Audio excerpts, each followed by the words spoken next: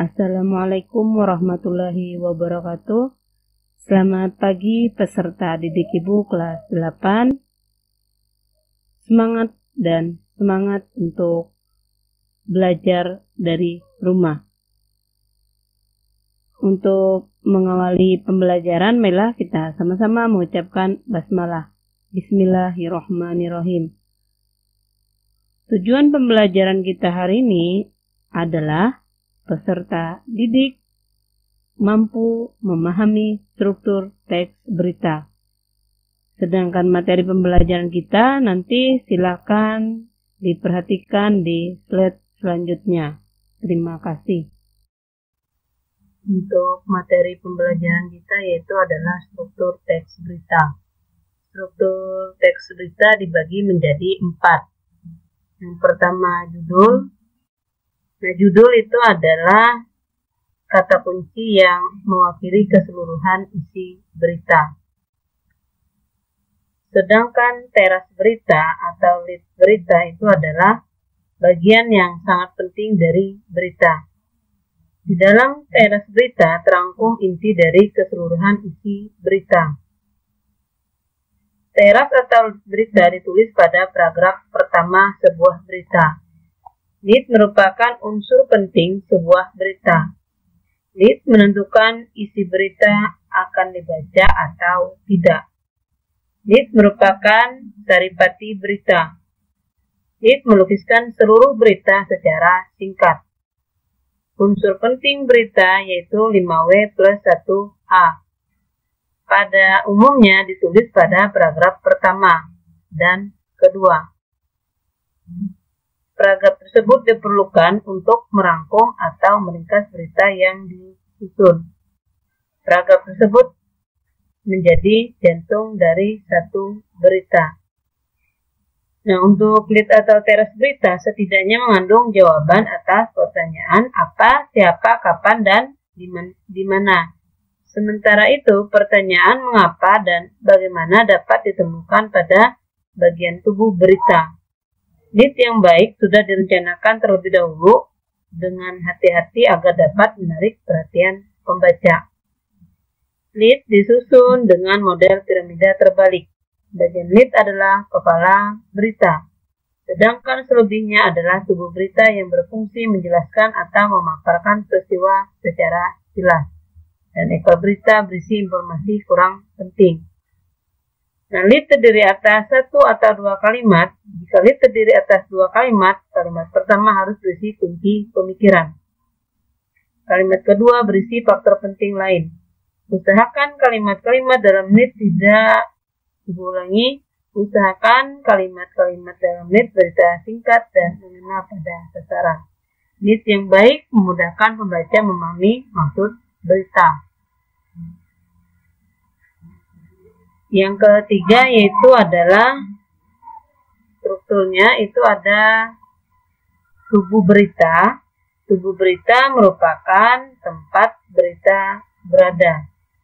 Dalam tubuh berita lah pembaca dapat mengetahui berita yang sesungguhnya. Tubuh berita berisi peristiwa atau kejadian yang dilaporkan.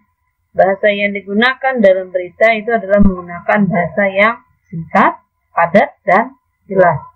Jadi, tubuh berita merupakan penjelasan lead secara lengkap berita.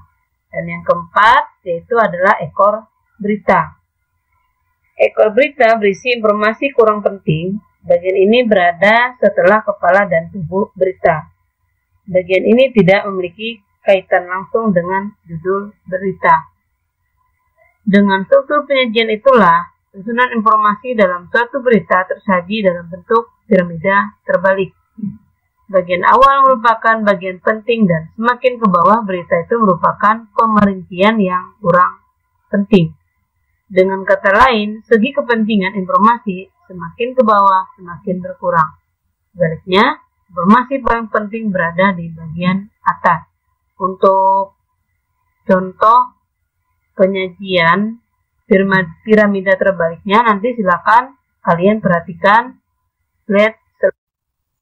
Nah, kalian perhatikan di sini ada yang Ibu sebutkan tadi adalah piramida terbalik dalam penyajian suatu berita. Yang pertama tadi ada yang disebut dengan judul, ada teras, ada tubuh, dan ada ekor berita. Nah, untuk lead itu adalah sangat penting karena dia berada di paling atas atau awal paragraf, terus ada body atau disebut dengan tubuh berita, dan yang keempatnya tadi adalah ekor berita yang disebut adalah di sini kurang penting.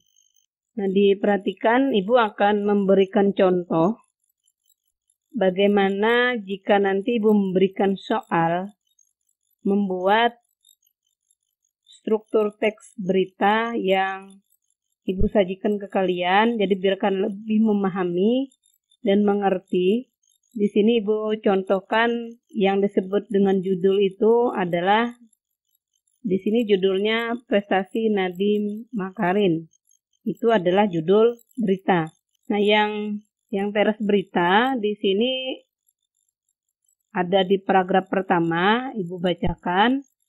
Saat ini Nadiem telah membuktikan prestasi yang luar biasa.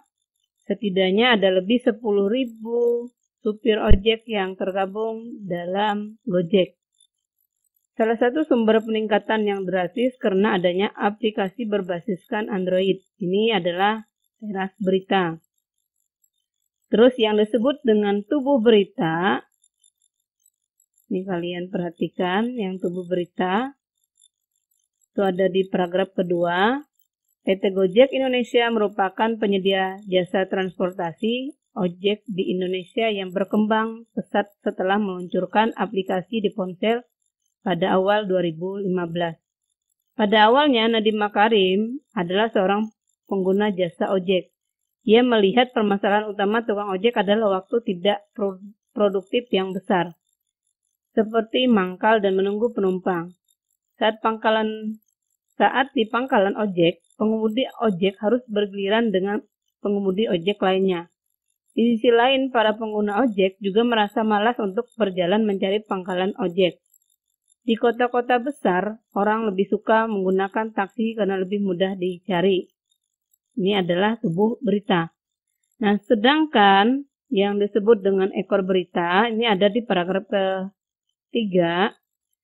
Ibu bacakan, berdasarkan riset tersebut, Nadiem mendapatkan ide awal untuk melakukan inovasi bagaimana cara menghubungkan pengendara ojek dengan calon pembelinya. Salah satu solusinya adalah dengan menggunakan ponsel. Gojek dirintis pada tahun 2011 dengan menggunakan sistem yang masih sangat sederhana, yaitu calon penumpang menghubungi melalui telepon atau kirim SMS. Ibu harap anak-anak kelas 8A dan kelas 8B memahami dari contoh yang sudah Ibu berikan, yaitu struktur teks berita. Terima kasih untuk peserta didik Ibu kelas 8. Kalian sudah memperhatikan dan menyimak materi tentang struktur teks berita yang Ibu sampaikan tadi. Sebelum Ibu mengakhiri pelajaran, Ibu akan membacakan sedikit kata mutiara untuk kalian, yaitu mulailah memikirkan sebuah kesuksesan daripada sebuah kegagalan. Semangat belajar. Untuk mengakhiri pelajaran, marilah kita sama-sama mengucapkan hamdalah. Alhamdulillahirabbil alamin. Assalamualaikum warahmatullahi wabarakatuh.